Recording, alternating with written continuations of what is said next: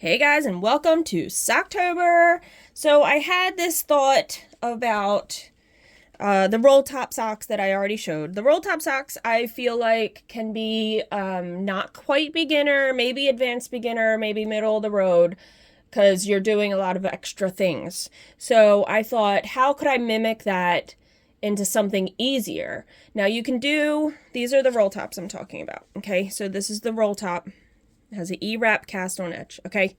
So how can we mimic that? So I was attempting something. I'm going to make a few mods on the next pair I make, but this pair I'm going to make exactly like the one I made already.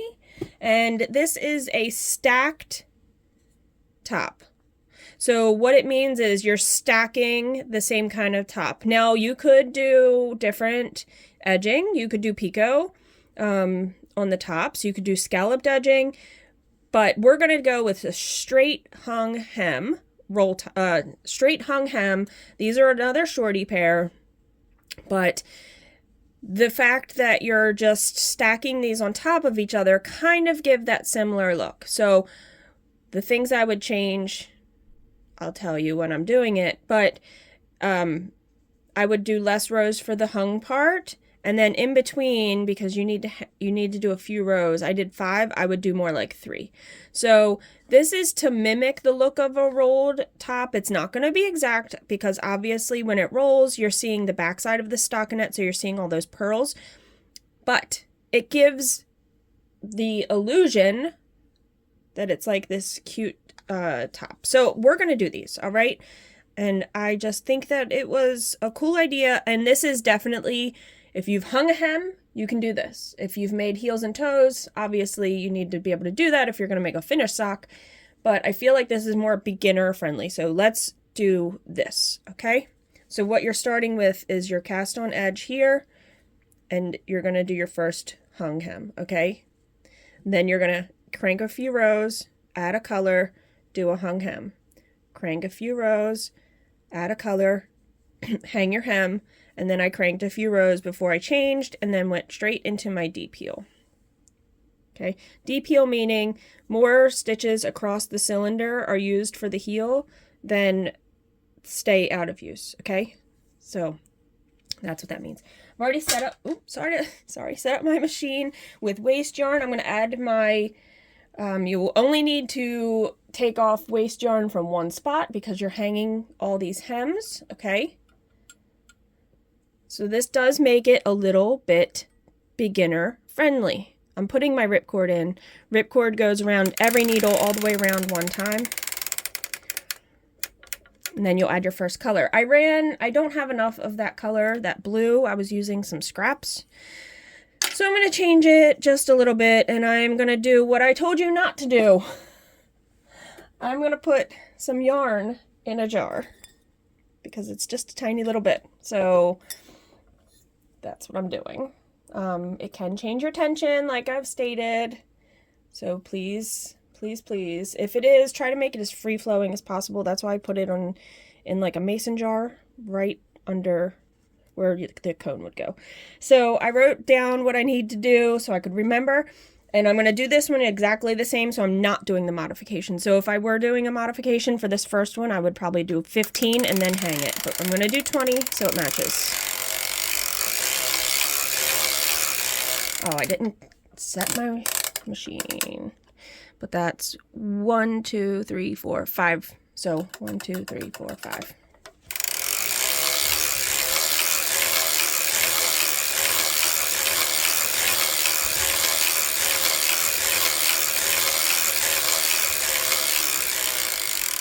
Stopping before you get to needle 1 because you're going to start hanging your hem. You take your weight off. You fold it up. Now we've done how many hung hems already in Socktober? We've done a few. So I think like the first project in the Erlbacher manual is to make a cast on bonnet. Okay, that's the thing you use to cast on your project. Mine has the split rings. I have others though. They're behind the machine. I'll probably knock the camera, so let's not do that. Okay, so focus. All right, sorry, you're gonna jiggle It doesn't jiggle, jiggle, it folds. Sorry, okay. So, hanging your hem. We've done this a bunch of times. We're going to do it 3 times in this project. Now, I understand it's a little time. It uses a little bit of time. It is an easier construction than that E-wrap, which probably would take just about the same amount of time. Maybe. I don't know. We'll see how long this video goes, because it'll be comparable. Although, from that one I did hang my bonnet and all that, but that's okay. All right. Thank you for everybody for commenting and everything in these videos so far. I've been having a lot of fun. Some of these I didn't do prototypes with the first sock, and then I had to crank the second sock later. This one, I'm videoing the second sock, so I already know what I'm doing. I wrote it all down, only because I had this idea to do this, and I didn't want to record myself fumbling through it the first time, so I didn't.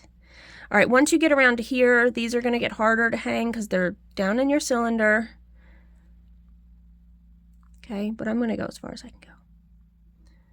Some people wouldn't go this far, but I am. I'm doing it. Put your buckle. This is your buckle. Put your buckle back on. Distributes the weight around all the ones that are already hung, but you got to hold these down in. So do that. Crank around till you can hang these. All right, so the purpose of, you have to crank a couple rows. I did 5 between each hung hem. If you were to hang all your hems right after one another, say you didn't crank a couple rows, right? So you just added your new color and you were like, I'm gonna add my new color right after this. Then I'm gonna try to hang a hem right from the already hung hem. That's gonna be a little bit more difficult. It's probably doable. Don't get me wrong. It's probably a doable thing, but we're not going to do that. So in between each of mine, I did 5, but my modification, if I did another pair, I probably do another pair. These are kind of cool. When I do another pair, I will do only 3. So we're going to do 5, and I'm keeping the color the same, because I don't know, I guess you could change the color right now, or you could change it right in the middle of the rows. So I could do 1, change color, then do 2, but we're going to just do the 5 because that's what I did on the first sock, so I'm going to mimic it, okay? So that was already 1, this is now 2, 3, 4. I'm stopping over here because I want to change my color so it changes in here. So when I hang with that hem of the new color, I won't have double stitches of when I do my join, because you guys have seen how I do my join. I do that faux Russian join dealio, taking that, putting your tail in, okay? You can tuck it into that last one, holding it, cranking forward just a little bit, okay? Having that loop here, all right, adding your new color. I am now gonna follow my color sequence that I had. So my new color is this guy, and he's already on a cone. I used him already in another video, I believe, for something. I can't remember, but I think I did. All right, so then you take that loop, you put your tail through it, you make a new loop, like so, okay, and then you crank forward. Now, I'm gonna do 15 and then hang. So, oh, this one's going to be a lot harder. I forgot this is like a variegated. The first blue was a solid. Okay, so you should have kind of contrasting yarns. It'll be easier to see, but it won't make a difference. You won't lose any stitches when you're hanging this. So just remember that. If you go off kilter a little and pick up below or above the row that you think you're on, it will be fine because they won't run. So we're going to do 15 rows because that's what I did. I would modify this to do maybe only 10 or 12 to make that roll a little bit smaller, or to make that hung hem a little smaller.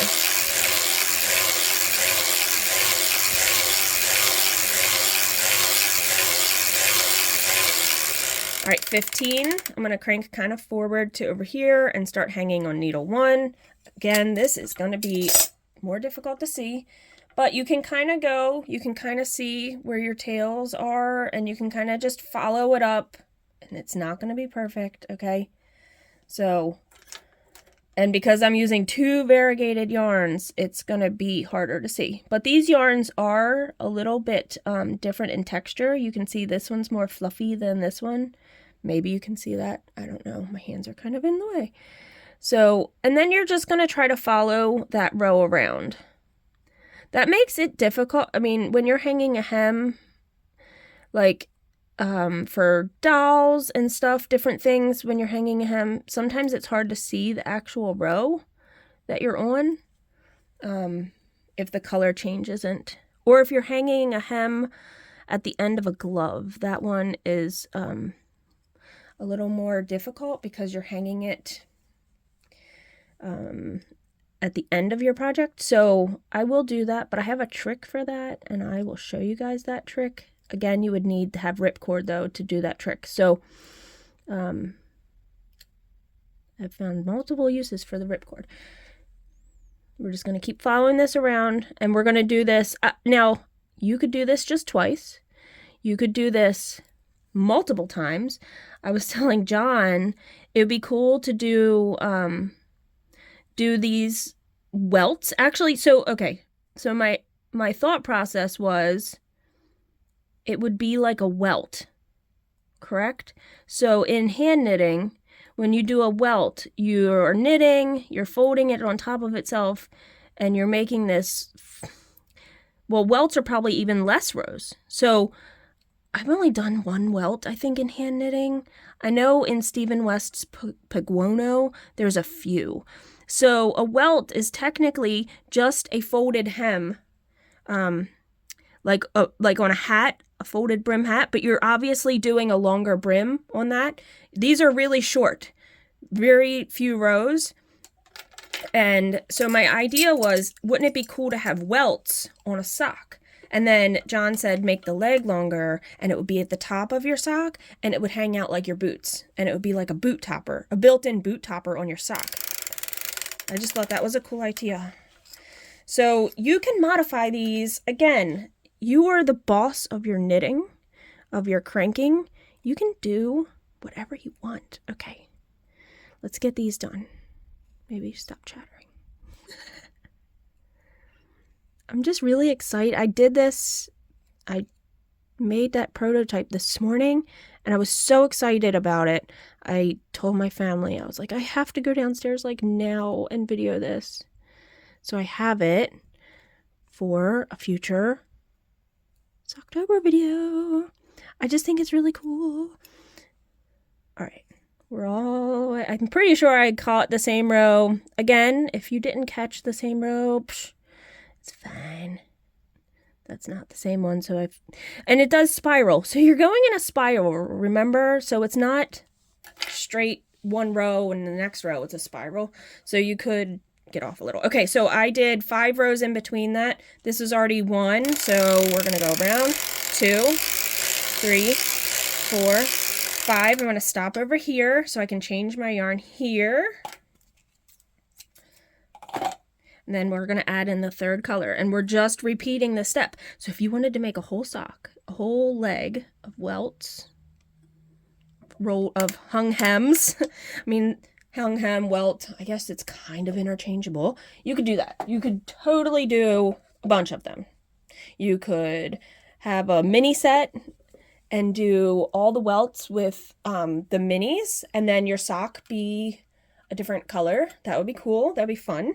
Right, so the possibilities are endless. Oops. Okay.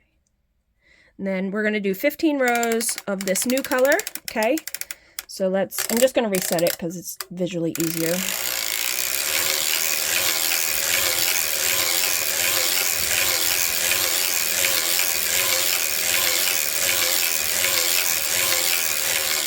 Oops, I went a little far. I'm real close. I could always go all the way around again if I had to. 1 row isn't going to totally change the dynamic. All right, and then we're going to find that 1st row, and we're going to hang it. Now this one's a little easier to see, but not as easy I mean, yeah, it is easier. It's easier to see. So yes, contrasting yarns, probably a good idea. Like if you have a mini set that fades into one another, probably not gonna work really well. All right, so I guess it's story time. We're hanging the last one. I've already talked about everything that you can do.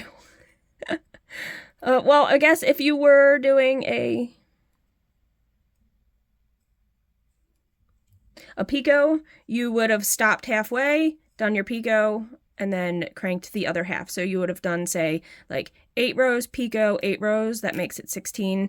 You could still do 15 technically. It would be fine. Okay.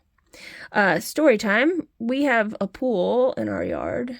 Just one of those more inexpensive above ground pulley deals that have all the metal poles, and you put it's like one big plastic piece that makes the pool liner. And last year we did this to ourselves also. We've had it 2 summers. This is the 2nd summer. We didn't take it down right away. We had drained it. We take it down. I don't know if that's like the best thing to take it down every year, but we've taken it down both years. We store all the poles in a trash can and then put them away, and then we store the big liner. We fold it up real nice the best we can and store that away, and then we put those things that capture water, the little beads, so it doesn't get moldy being in storage. And it's raining today, and now we can't fold it up, so now we gotta wait for another day in October to hopefully have some sun to dry this out as best as possible. We thought about taking the leaf blower to it, but I don't think we're going to. All right, so finish cranking around, holding those down. Okay.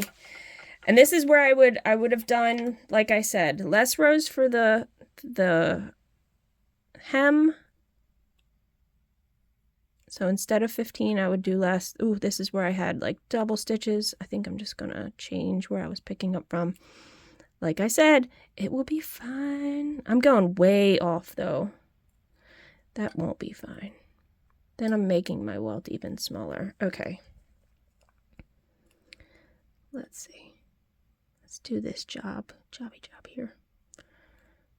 This is where the yarn was doubled up. So maybe it's better to change colors. So if I was doing 3 in between, do 1 full color, change colors in the 2nd row, then crank a 3rd row with the next color. Maybe that would be better. That way you're not having, I mean, obviously I wouldn't have this problem if I just left tails, but I don't just leave tails. I always do the color join.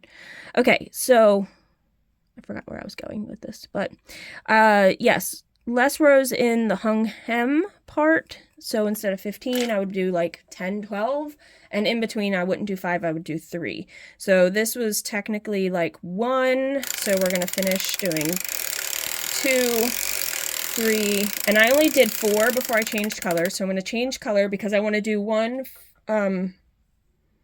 full row of the foot color and the heel color. So I did 4. I left a really long tail for that. That don't need to be that long. Okay. Sorry if I do go off on tangents. No one wants to hear that all the time. I should just talk about the project. Okay. Catch that tail, and now I'm going to put in my foot color, which I'm hoping I have enough to do all that I want to do. If not, I'll change back to the toe color early or something. It'll be fine. They'll be semi-matching. All right. Join my color and do 1 full row all the way around, stopping in the front because we're going to do a deep heel because it's a shorty, and I think a deep heel just works better in your shoe. So I almost always do this. I lifted all of my back needles, and then I put down what I want. 3 on each side. You crank to the back, you put your heel spring on, and you do your deep heel. So doing the heel, you're increasing or decreasing 1 stitch on the yarn side every time.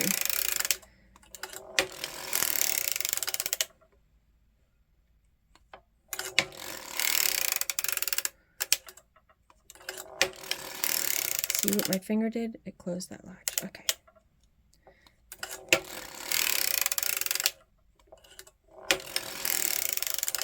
All right, I need some downward pressure, so let's put my heel forks in, because the stitches... Okay, so you have all this extra fabric in here. Again, you got to get your forks up and in so it pulls because of that.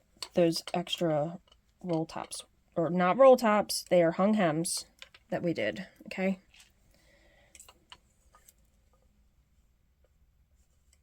Okay. Yarn side, decrease by lifting one needle. You do that all the way to your target needle.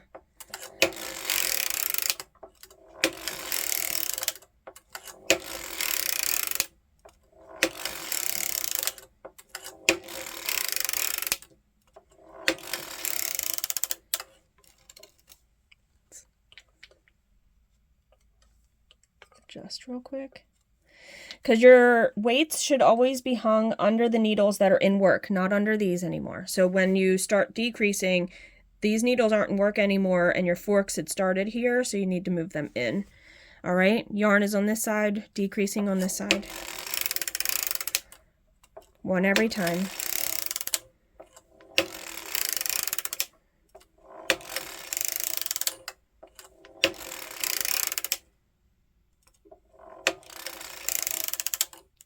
Lifting again. That's okay. I'm just gonna give it some hand tightening from underneath. I'll move this one. Okay. The corner ones I really should move because that's important. Those are the ones that drop. Okay.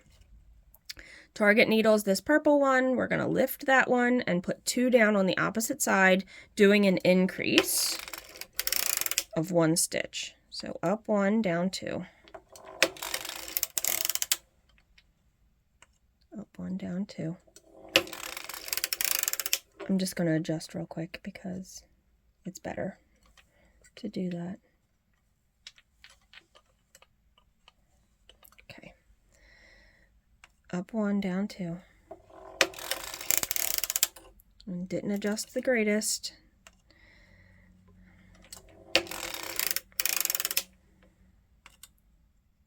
Down 2. Maybe if I used the tool, my hand wouldn't get in the way every time. 1, 2, because it goes. I can see my camera today, and it's like blurring out every time my hand's in the way. So maybe up 1, down 2. Maybe that's better. Let's readjust again. This is why Jamie on Sock TV has like 5 cameras, because you're never in the same place doing what you need to do. Up 1, down 2. Now we're going back to 3 needles past the center spot, the halfway marks. And I apologize, in some of my videos I know I say the wrong term for certain things. I might say needles versus whatever, I don't know. Just hopefully you understand what I mean. All right, up 1, down 2. All right, let's adjust. Because we're getting to the point where we're going to go in the round again. We want it to be set right when we're doing that. So up 1, down 2. We're going 1 past on that side now. Okay, up 1, down 2. Up 1, down 2. Now we're 2. Okay, up 1, down 2. All right, 1 up on that side, 2 down. This is the last down on that side. We are going to lift up because we want to mirror everything. Okay, we're going to lift 1 up because that mirrors that last one, but we're going to be putting all these down into work, so I'm not going to manipulate anything on that side. Crank to the front, put them all down, making sure latches are open. And I'm going to reset my counter because I'm going to do a 55-foot. Okay, so slow on that first row. And then take my heel spring off.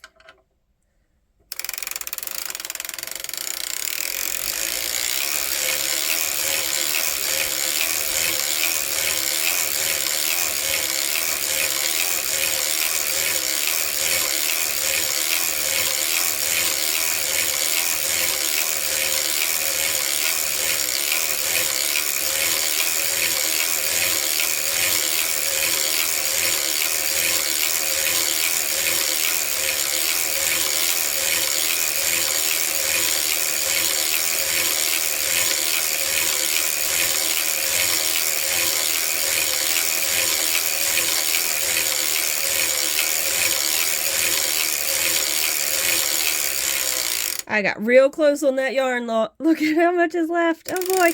All right, 55. I'm going to change color because I want to change to my toe color. Take this out. Oh, so minimal amount of that left. That's pretty cool though. I like when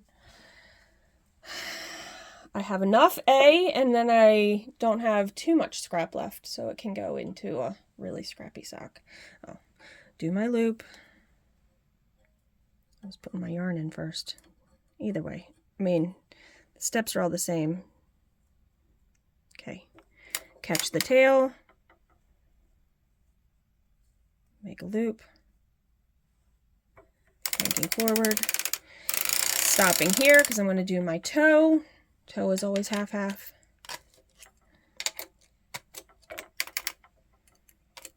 Okay, crank to the back.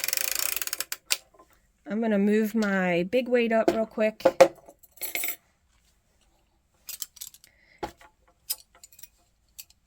Past the heel onto the foot. And then I'll be able to hang. I'll have all my weights to hang and ready to go. Heel spring on. One up to decrease. One up to decrease. I'm already getting a little bit of puckering, not puckering, but whatever you want to call it. So let's put some weights in.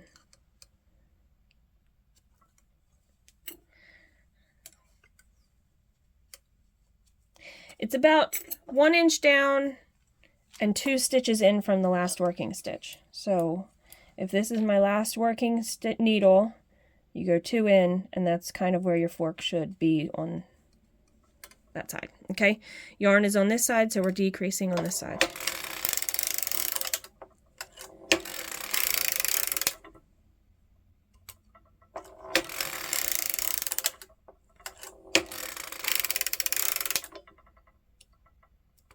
I'm not used to using that finger.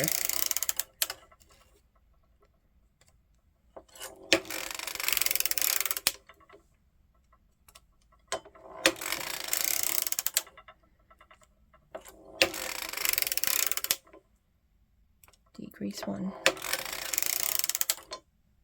All right, I'm going to readjust again, moving the forks in and up a tiny bit.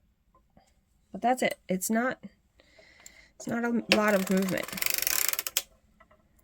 Going back to that hand, sorry. So still decreasing. Dang. This yarn is a little thicker than the other yarn, so I do notice it doesn't go down all the time because of the thickness. Of course, all fingering weight yarns are not made equal. I did do a swatch with that orange yarn in that video because I had never used that brand's yarn before. So I'm at my target needle, 1 up and 2 down on the opposite. Should probably adjust. Okay.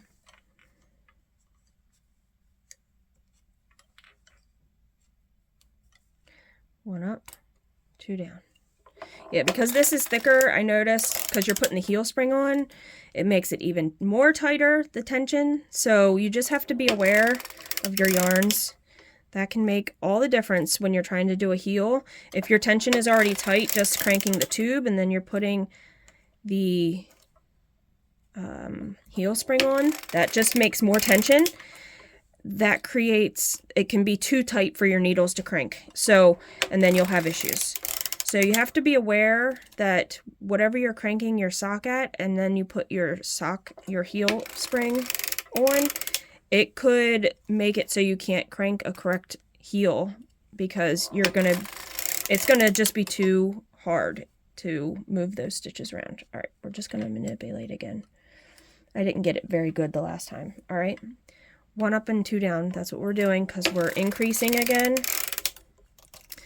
Yeah, this yarn, I noticed that when I cranked the last sock with this yarn too, that I had a little bit of tension issues in general because it's just a thicker fingering weight yarn.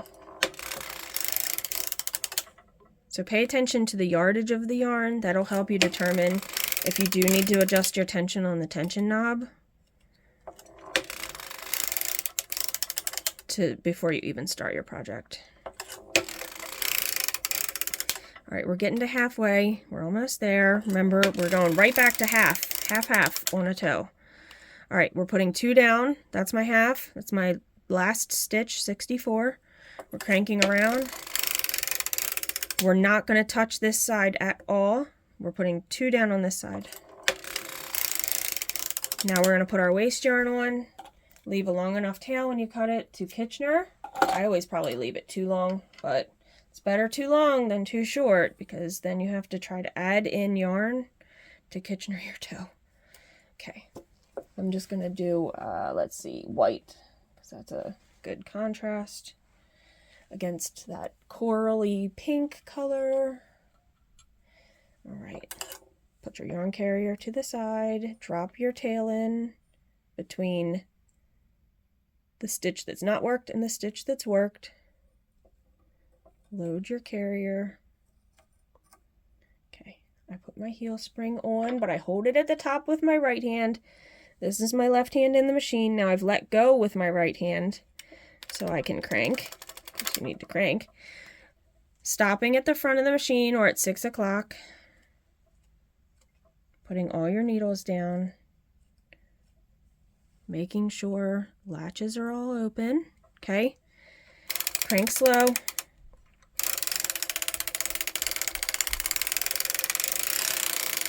I'm going to take my heel spring off now because I don't really need it. Sometimes when you let go of your heel spring, you see how the yarn is real floppy there? You can drop a stitch from that. So I always give it a little tug either like above here, like that, and just hold it, not tugging hard, just getting the tension, okay, until it kind of goes around. And then it's, I mean, this isn't tensioned on a cone because I'm just reusing balls of yarn that are on the floor. But then I kind of use my hand here. Oops, see, it's gonna, sorry. I use my hand over there. Oh, now I really got it out of focus. Okay, just to hold that yarn. A little bit, not a lot of tension, just so it's flowing through my hand. And then undoing that little bit.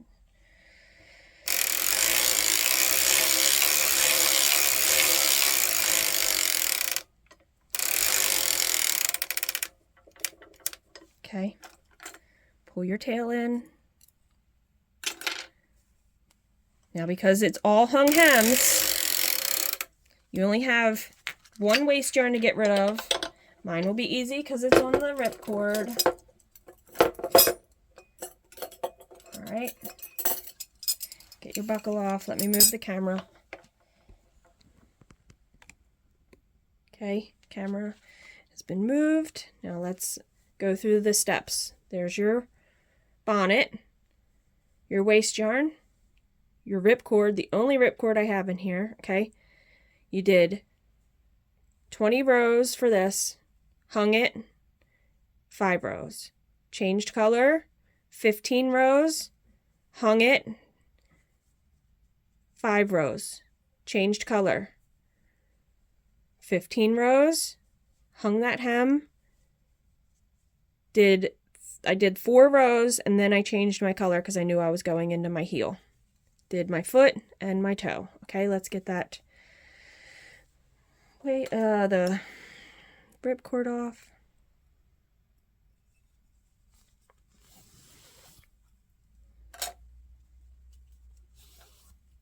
Okay. And there's my matching hung hem shorty sock. Okay, I like it. I think it's so cool. It's so fun. I had some issues hanging that around, so you might see that there's more stitches here or less stitches here, and I have like 2 rows on this side. See? But it's okay. It's hung and it's not going anywhere. The stitches aren't going to run. All right. So there you go. A hung hem shorty sock with a deep heel.